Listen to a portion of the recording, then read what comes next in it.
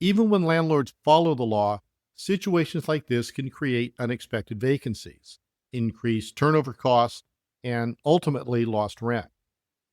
For this unit, because of the domestic abuse issue, we lost over $7,500 in rental income.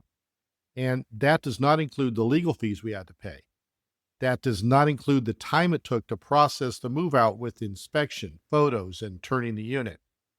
And that does not include the administrative time it takes to process the security deposit, which was a mess because we had to charge for utility fees that the other tenant canceled, along with a cleaning fee because even though we are very specific with our move out instructions, there were several items that clearly had not been touched.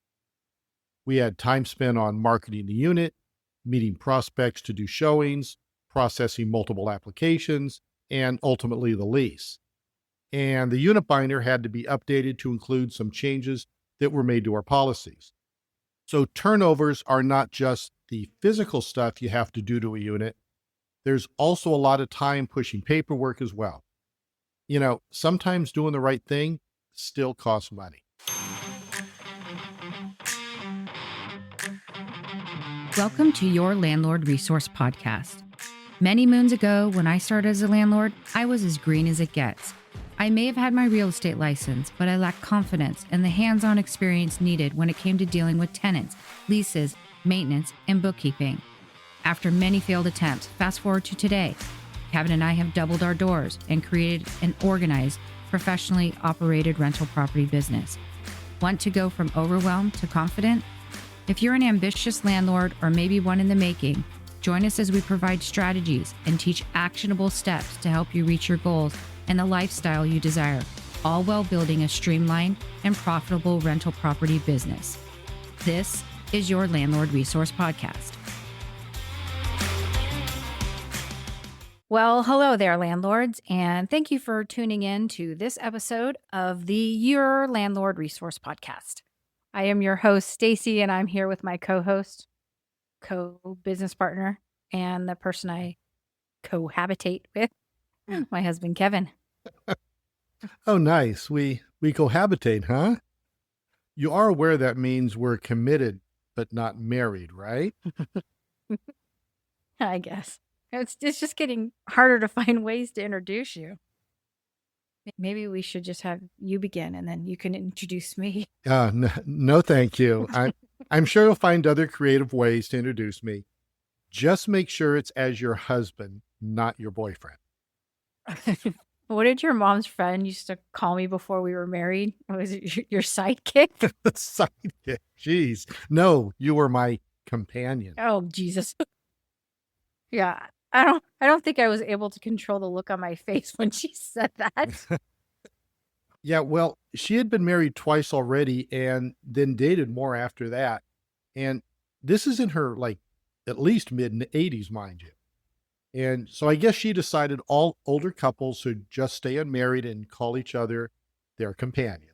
Yeah, well, that's a very romantic term. Isn't it? Yeah, okay. I'll make sure I remember that for the next episode. All right, on with the show. So, on our last episode, that was number 119, we discussed roommates and how we prefer not to rent to unrelated people and how we wished we could just find families or couples or at least people who have some sort of history together to live in our 2-bedroom unit as roommates. And during that episode, we mentioned that one time we had tenants who had to break the lease early because one of them felt that they were being bullied by the other one. And this person had absolutely done their research because they had everything that they needed to legally withdraw themselves from our lease only 4 months in. And for clarification, we have no idea if what happened was true or false or somewhere in between. All we know is that we were provided with the necessary legal paperwork to allow our tenant to give that 14-day notice. I believe the legal term is that the tenant invoked their domestic abuse protections to break their lease. Now, let me be clear. this 14-day notice is only a California state law for domestic abuse. There are national laws, and then usually each state has their own domestic violence laws that may take precedence over the federal law, much like this 14-day notice. So this is something we had never dealt with before. And if you have not heard the story, we received this notice as we were boarding the flight home from Kid One's wedding in Mexico. We were exhausted. We had 8 family members who were traveling with us, and we were herding them all onto the plane. And then my phone dings. And of course, I'm going to look at my Apple Watch to see who it is. And right away, I could tell she was not happy about what she read. Right. Again, another situation where my facial expressions are usually quite clear about how I feel. So after we get everyone in their respective seats and all the things from their carry-on bags in their hands so we can put the bags up in the luggage bins, I get in my seat and I check my phone to read the whole text. And again, I am just awestruck. I had to read it several times to truly understand what it was saying. And essentially, they claimed they were experiencing ongoing bullying and emotional harassment. They also said that they no longer felt safe living in the unit. Now, let me be clear. This was not a violent physical altercation. So before we took off, I did text them back and let them know that I was boarding an international flight and I would address it the next day, which I did. And as we always do when we travel, all tenants had been notified that we were out of town and not going to be available unless it was an emergency. And for context, the text that I got was noted that the tenant was staying with friends and not in harm's way. They just didn't realize that we were still unavailable. But anyway, that next morning, I hop on the computer and updated myself and learned everything I could about domestic violence laws. We utilized our free hour of legal service that we get through the California Department Association. We called our own attorney, and we used good old Google and ChatGPT to fill in those gaps. I will say I was pretty impressed with ChatGPT. Its response was very close to what the legal helpline emailed, which, if we're being honest, essentially said we were screwed and had to let them out of their lease. Now, the other thing is that as we processed this, we became angry. You know, much like grief, we had to go through all the stages of emotions, right? What is it?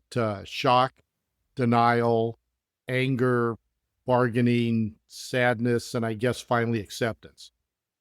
Well, when we were in the angry stage, we wanted to see what our rights were with the remaining tenant. So we went through our lease with a fine-tooth comb, and we did find a clause in there that says residents shall not annoy, molest, or interfere with any other person on the premises. This would be grounds for immediate termination. And we thought we were good to go. But thank goodness we had the wherewithal to wait for our attorney because the evidence the victim submitted was sufficient for getting out of the lease, but not sufficient enough for us to evict the remaining tenant. For that, we needed a police report, a restraining order, or actual copies of audio or text of the bullying that made this person feel threatened. And the bottom line was that we had no concrete proof that they did bully and make the other tenant feel unsafe. So we ended up being stuck with this person in the unit for the time being. And the thing is that we were given that 14-day notice. So for 2 weeks, we knew that this person was going to move out and that the other tenant knew nothing. By law, we could not tell that other tenant anything, so we had to keep it all to ourselves until the other tenant finally contacted us to ask what was going on. And again, by law, we could not say a word. So other than so-and-so provided California legally recognized paperwork to vacate the unit within 14 days. That was it. And to be honest, we did not really want to be involved in their whole situation. What we really wanted was to force the other tenant out so that we could just start over. Now, keep in mind that all of this went down in the middle of December, right before the holidays. So we told the remaining tenant that they were paid through the month and to let us know within a week how they wanted to proceed. So we gave them the options. Do you want to move out? Do you want to stay and try to find a qualified roommate? And they did decide that they wanted to stay. So we emailed them all of the criteria that we needed to process an application for their new roommate. Mind you, this is the same information that this person had to provide to us just 5 months prior. And do you know that the people who applied were not even close to being able to being accepted? One had a FICO score in the low 500s. One never even responded to our email. And one asked us where the property was located and then said, oh, it's not in the right area. So basically, we found out that our tenant had put an ad on Facebook Marketplace that if they were interested, to contact them. So finally, after doing a bunch of work that led to absolutely nothing, I contacted the tenant and asked them to please screen the people before referring them to us. And essentially after that, we didn't get one application. The tenant did end up giving 30 days notice and they moved out. And I will tell you that as we were going through it and dealing with the domestic violence issue as a landlord, we were very nervous about making a mistake that could come back and cause legal problems later. So we've shared what happened to us. Now we'll discuss the law in a general sense and what we learned from this experience. So, as Stacy mentioned, our experience was not one that included physical abuse. It was described as bullying, emotional harassment, and verbal intimidation. And even though there wasn't physical violence, harassment and intimidation can still fall under domestic abuse protections depending on the circumstances. Now, when we started researching the situation, the first law that came up was the national law called the Violence Against Women Act, often called VAWA.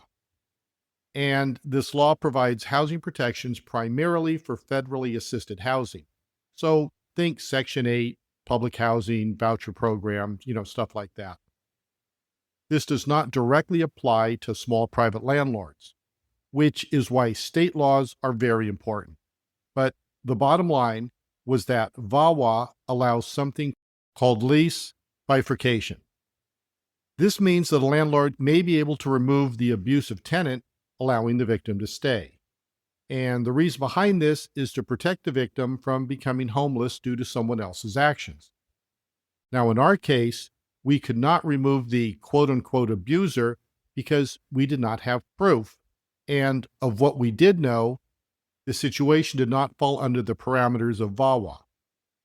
For us here in California, the law is much broader than federal law, and it does apply to most private rental housing, which is us.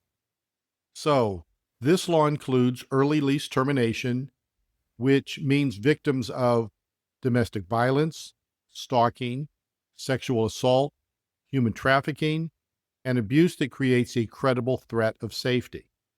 Now, in some situations, ongoing harassment or intimidation can qualify, especially when it creates a documented safety concern. So to invoke this protection, tenants must provide documentation such as a police report, a restraining order, or documentation from a licensed professional such as a therapist or counselor, which is what was provided to us. And once this information is provided, the tenant may terminate their lease with 14 days written notice. Now, I want to reiterate that we are discussing California law, but many states have similar laws in place that override federal law. So, as we say often, please go learn your state and local laws and ordinances that pertain to landlord-tenant protections. Yeah, we really wanted to give you guys some deep background information on the laws, but we found that they really can vary greatly from state to state. So, this is our disclaimer advising you to know and understand the laws in the states where your rental properties are located. I will say, I believe most states have privacy protections in place. In our case, we were not allowed to share the documentation that was provided to us. We could not reveal any of the details to the other tenant, like we could not tell them that the victim was moving out. We had to wait for them to contact us to discuss the options.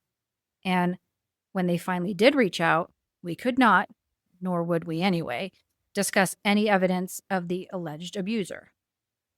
So we were in the strange position of having information that suggested a serious problem, but legally, we couldn't tell the other tenant what the information was. This protects the victims, but can create a lot of confusion for landlords and their other tenants, which leads me to the remaining tenant. Our first thought was she can no longer qualify to live there.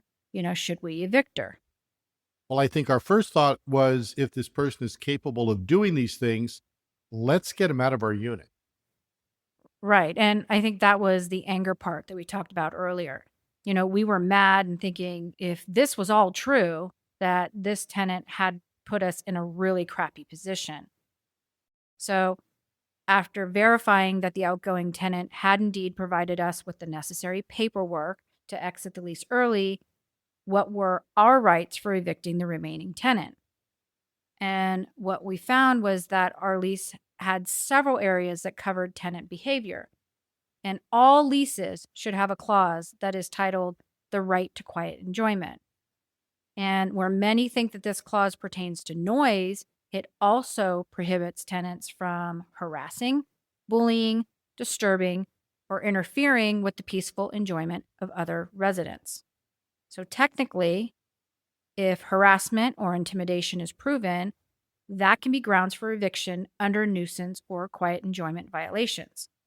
Now, in theory, we felt we could have pursued eviction based on that clause. But there was one complication. We did not hold any evidence that we could legally provide. The only evidence we had was provided by the victim, and that person was protected. Right. Because of privacy laws, we could not disclose the documentation provided by the victim, and we could not explain the evidence supporting their claim. And this created a difficult position. We could only evict them if there was public evidence. So if this was a physical abuse issue, think of a video camera that we may have on property that caught this person in the act. However, in our case, because we cannot record audio on video cameras, we would not legally be able to provide verbal abuse caught on camera. But another tenant who was a witness that comes forward would have been acceptable. Unfortunately, we did not have any other concrete evidence to evict this other tenant. And we did not want to evict someone without being able to explain the evidence, because that could lead to disputes, legal challenges, and accusations of unfair treatment. And as landlords, we're not investigators or judges. So we chose to follow the law, release the victim from the lease, and allow the remaining tenant to stay. So the tenant gave her notice and moved out when the other tenant was out of the unit at work all day. And I believe this was like a Wednesday or a Thursday. And then we had to wait until the remaining tenant reached out, which was about 5 days later. And once we got the notice, the lease situation changed. Under law, the remaining tenant became responsible for the full rent under that joint and several liability clause that's in our lease. And you guys, we knew that they could not pay that full rent. So we offered them a 50% reduction in the rent and up to 60 days to find a replacement tenant. And as we discussed earlier, a suitable replacement was never found and the tenant eventually moved out. So let me take a minute to discuss the business side of the circumstance. Even when landlords follow the law, situations like this can create unexpected vacancies, increased turnover costs, and ultimately lost rent. For this unit, because of the domestic abuse issue, we lost over $7,500 in rental income. And that does not include the legal fees we had to pay. That does not include the time it took to process the move out with inspection, photos, and turning the unit. And that does not include the administrative time it takes to process the security deposit, which was a mess because we had to charge for utility fees that the other tenant canceled, along with a cleaning fee because even though we are very specific with our move out instructions, there were several items that clearly had not been touched. We had time spent on marketing the unit, meeting prospects to do showings, processing multiple applications, and ultimately the lease. And the unit binder had to be updated to include some changes that were made to our policies. So turnovers are not just the physical stuff you have to do to a unit. There's also a lot of time pushing paperwork as well. Sometimes doing the right thing still costs money. Yeah, this whole situation it just sucked all the way around. As we discussed in our last episode about roommates, we usually only have tenants stay for a year. And in this case, it was 4 months and happened in the dead of winter months, which is one of the hardest times for us to find a new tenant. Yeah, this is one of the situations that really can throw a landlord back on their heels and make you think long and hard about owning rental property. So, with all that, I want to share some practical advice for all of our listeners. It's not new, and we will say this again and again, but know your state's domestic abuse housing laws. At least know the basics in case it comes up for you, which we hope it never does. Understand documentation requirements. And for this, we mean two ways. Document everything. Have notes of when you were informed and what you did with that information. Keep good records and make sure all tenant information is organized in case you have to provide information to your legal advisor. For documentation, we also mean have a solid lease. Most state leases will include what you need to cover yourself should a domestic violence issue present itself. And we always recommend easy landlord forms for leases and addendums. But if you do use TurboTenant, they also have a great lease you can access. Always double check that they have the separate and several liability clause and the right to a personal enjoyment clause. You also must maintain confidentiality. Be very careful about sharing details with anyone involved. Become a good listener and use caution when answering someone's questions. And this goes without saying, but always avoid taking sides in tenant disputes, especially when it comes to disputes between roommates. This is where becoming a good listener and not engaging emotionally is a huge advantage. And one last piece of advice is when situations feel legally complex, like this one did for us, consult your real estate attorney. Yeah, we can't express that enough. Every landlord needs a solid team. You guys need a CPA, an attorney, a realtor, and a contractor at minimum. All right, let me end this episode with some key takeaways. Domestic abuse protections apply even when there is no physical violence. Harassment and intimidation can fall under these laws. Documentation from qualified professionals can support these claims, but if you have a restraining order or police report, that's even better. Privacy laws limit what landlords can disclose, so know your landlord-tenant laws in addition to domestic violence protection laws. Lease clauses about quiet enjoyment may technically allow eviction, but you have to handle situations very carefully. Without consulting our legal team, we would not have realized that we couldn't evict based on the evidence that was presented to us. And I want to say that being a landlord isn't just about property management. Yep. Sometimes it's about navigating real human situations with compassion and with professionalism. All right, you guys, that's our show for today. Thank you so much for taking the time out of your busy schedule to listen to all we have to say about self-managing your rental properties. And we're very grateful and humbled to be able to share what we know to help you in your journey. Of course, we hope you got some helpful information out of this episode.